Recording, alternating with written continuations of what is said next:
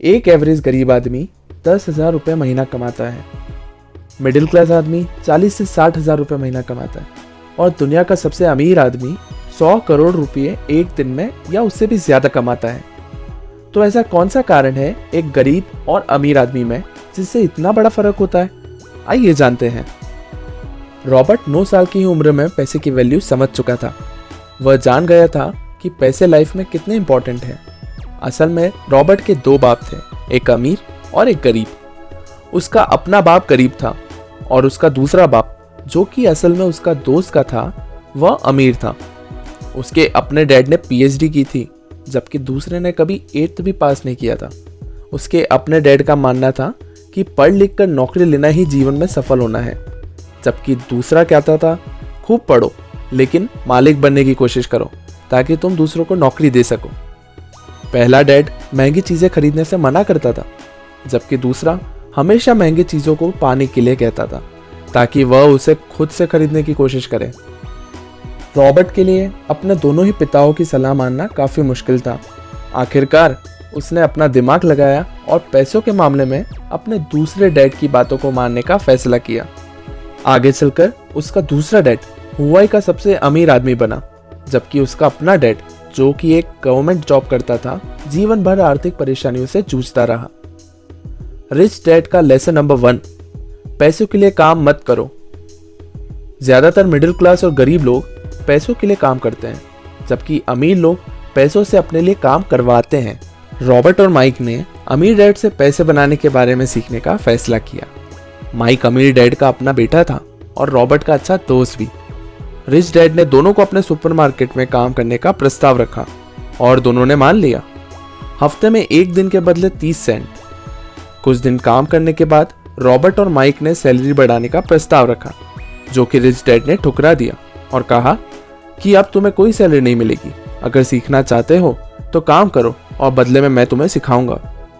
दोनों के पास और कोई ऑप्शन नहीं बचा था और दोनों ने प्रस्ताव स्वीकार कर लिया। 2 महीने काम करने के बाद उन्हें उन पैसों की याद आने लगी जो वह हर हफ्ते कमाया करते थे। एक रोज उसने सुपरमार्केट में बहुत सारा कॉमिक बुक देखा जो किसी काम का नहीं था। उसने परमिशन लेकर उन सभी कॉमिक बुक्स को इकट्ठा किया और एक लाइब्रेरी खोल दी। लाइब्रेरी में आने वाले हर बच्चे से वह 10 सेंट लेता था और इस तरह दोनों मिलकर हर हफ्ते $9.5 कमा रहे थे। 3 महीने बाद वहां लड़ाई हो गई और लाइब्रेरी बंद हो गई।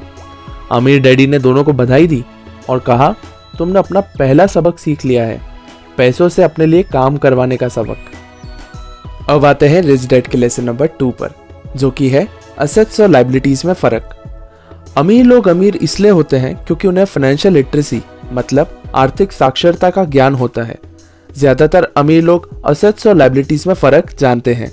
असेट्स वो चीजें होती हैं जो आपके जेब में पैसे डाले। Businesses, real estate, bonds, paper assets जैसी चीजें असेट्स होती है।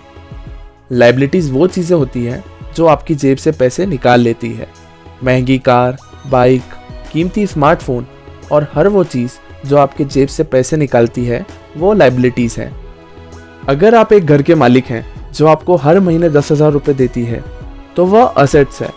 लेकिन अगर आप एक घर के मालिक हैं जो हर महीने आपसे 10,000 रुपये लेती है मेंटेनेंस या देखभाल के रूप में, तो वह लायबिलिटी है। गरीब और मिडिल क्लास लोग अपनी कमाई लायबिलिटीज पर खर्च करते रहते हैं, जबकि अमीर लोग असेट्स पर खर्च करते हैं।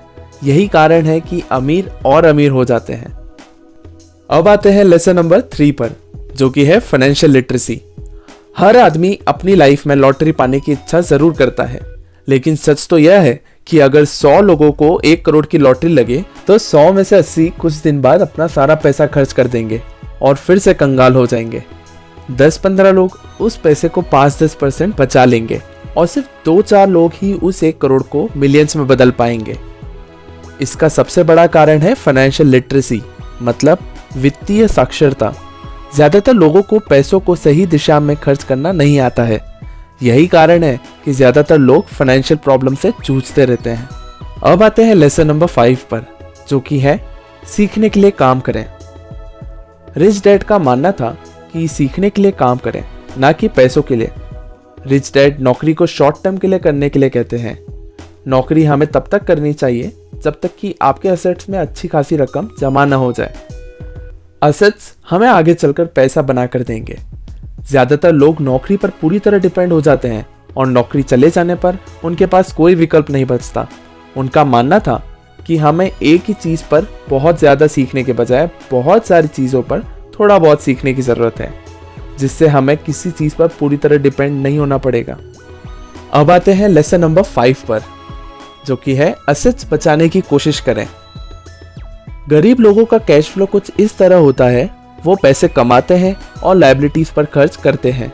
असेट्स के लिए उनके पास कुछ भी नहीं बचता। मिडिल क्लास लोग कमाते हैं, टैक्स पे करते हैं, खर्च करते हैं और अगर कुछ बच जाता है तो बैंक में जमा करते हैं। जबकि अमीर लोग कमाते हैं और पैसों को असेट्स में बदलते हैं, जो आगे चलकर उन्हें पैसे बनाकर देते हैं।